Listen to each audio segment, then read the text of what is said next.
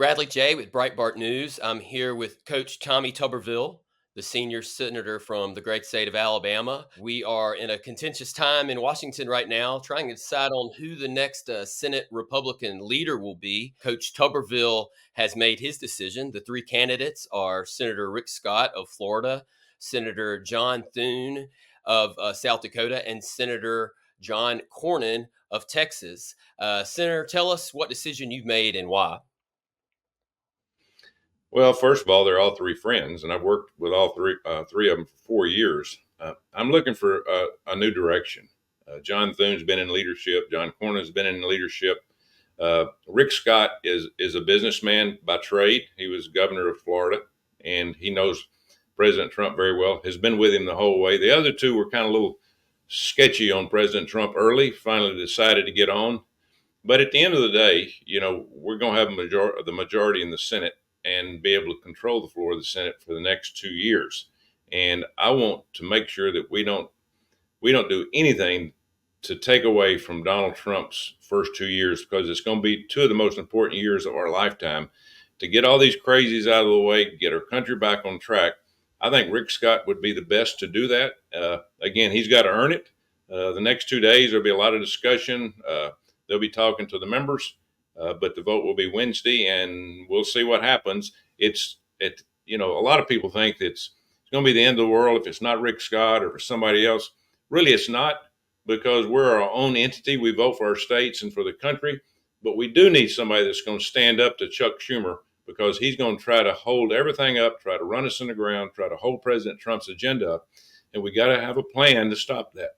How important is that ideological connection with the president from a Senate Republican leader when there are also certain concessions that conservatives have been seeking in return for their support, which includes opening up the amendment process, allowing individual senators more input into what actually comes to the floor?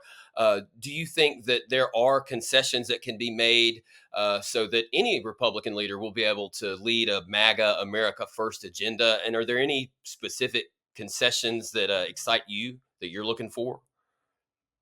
Well, first of all, we got to remember that our demographics of our conference has changed. All you have to do is look at the voting last week. We had 2/3 of the Native Americans voted Republican for the first time. 46% of Latins, Hispanics, voted Republican for the first time. 55% male, 45% female, and 45% Asian Americans. So our demographics have changed, and we need to be able to grab a hold of that and hold on to it and represent all of those people. So again, leadership is somebody that's going to speak up for us, that's going to stand up to the mainstream media, and we all know how they are. And we also need somebody that's going to listen to everybody. The problem is right now there's not many voices in the United States Senate. When Senator McConnell has been the leader, he's basically controlled everything. But I'm looking for an opportunity to be able to say what I want, when I want to, and not have to look behind my back. And so at the end of the day, again, this is a new time, a new era. We've got the Democrats on the run. I don't know what you call them. I think they're Democrats. They used to be anyway. But we have to take advantage of this, because they are going to do everything they possibly can to hold us back, whether it's in the House, whether it's the Senate, or President Trump. And we got to have fighters, somebody that's going to stand up and say it like it is, and don't worry about hurting somebody's feelings. You make a good point about the membership of the Republican conference changing so much in recent years. One of the criticism of McConnell's leadership is how he ran the Senate Leadership Fund, how he chose to support or not support certain candidates in Republican races across the country. Are you looking for some reforms into how Republicans assist candidates, both incumbents and prospective new members? Yeah, I don't think there's any doubt. What I have proposed and what I'd like to see done is, of course, you have the leader. And the leader has a big fund that he's pretty easy to raise money now. When you're the leader of the United States Senate, you can call somebody on the phone and say, I'll send you $1 million or $2 million. Well, normally it's around $500 million fund. And so we should have a committee of 3 or 4 people that allots all that money out, not one person. I know there's been several instances in 2022 and this year where I would have voted totally different of sending money to a Senate candidate when I felt very strongly that would help somebody else.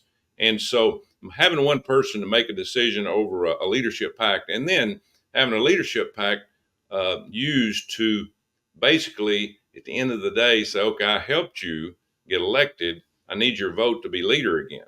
See what I'm saying? So we don't need it. We don't need that. We need a leader that's going to worry about uh, running the Senate and not worry about maintaining that position as leader. So again, Senator McConnell, at times, I agreed with him. At times I didn't. Same thing is going to happen whether it's Rick Scott or John Thune. I represent the people of Alabama, and I want to do as much as I possibly can for them. But at the end of the day, we have got to have transparency. We got to have people that are on the same page. And again, who can bring us together? We're going to have 53, 52 people in the Senate.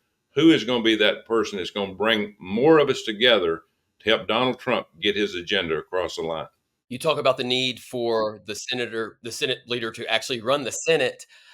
In maybe the past decade or so, it seems like both leaders, Republican and Democrat, have really constricted the ability of the Senate to do to do the work of the Senate. There haven't been as many legislative proposals considered. There's been almost a complete moratorium on amendments offered. Why is it that you feel so many Republicans have been okay with that? And do you think that this is an opportunity, this election, for them to spit the bit and take back a little bit more of the control so they can more adequately fight for the interest of the people they represent? Yeah, well, first of all, you got to understand. You just answered your own question. That's exactly right. Everybody represents their own state, and we all have to remember that. And we're different in Alabama than people are in Maine or Alaska or Ohio, and so you're always going to have some discrepancies in things that you want to try to get across the goal line. I held up, as you remember, promotions in the military for almost a year. I'd say 10 or 11 months. And for the first 6 months, I was fine. And I did that because Biden administration was breaking the law. They were using taxpayer money to pay for travel for abortions in the military. Well, you can't do that. They basically changed the law without going through Congress. So I said, move the law back and let us vote on it, or I'm not going to have anything to do with this, and I'm going to hold up your promotions. And I hated to do that, by the way, but I did it. First 6 months, I was fine. Then I started having Republicans start coming after me because they felt like it would start hurting them in their state, because some of their states are a little bit different in Alabama. We are all pro-life, or majority pro-life in the state of Alabama. So I think at the end of the day, you need a leader that's going to stand up in front of the Senate conference when we meet and say, listen, I'm behind Coach. He believes in what he's doing. He's standing up for his thoughts. Those of you that don't believe that, fine. But you don't need to be out there running him down on the Senate floor or to the media.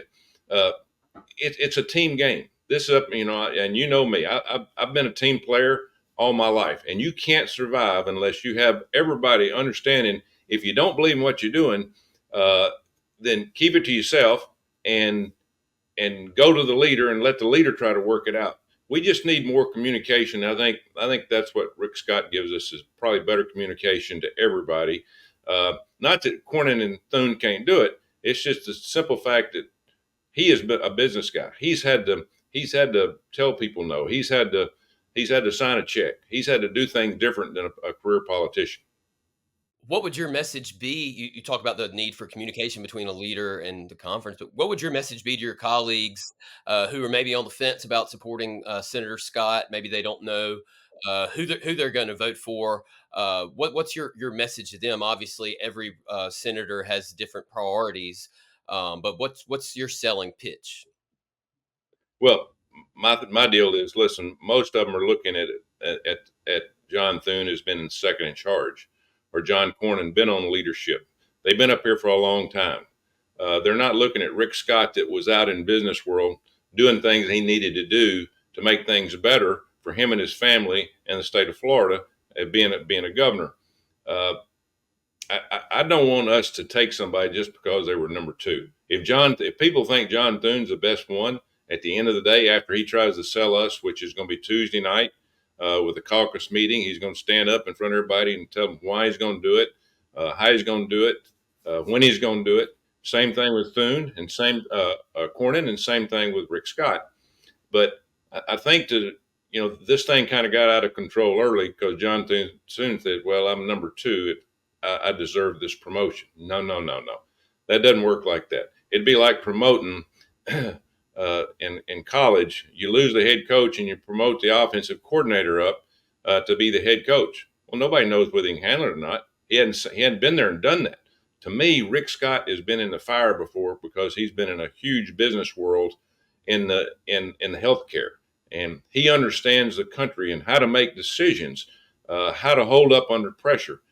So again, you know me, I'm not a politician, and I've had to make some decisions before. Rick Scott has too. John Thune and John Cornyn have been in politics almost all their life, and how are they going to communicate with people out there in the public or to the media and speak on behalf of the American people that are suffering, that need things done, need things changed? We need that spokesperson that's going to be able to stand up and do that, and also be able to communicate with Donald Trump when things are either going good or going bad. Very good. Well, Coach Tuberville, appreciate your time today. We look forward to talking with you again in the future. Grab a hold and hold on. It's going to be bumpy the next couple of years, I can tell you.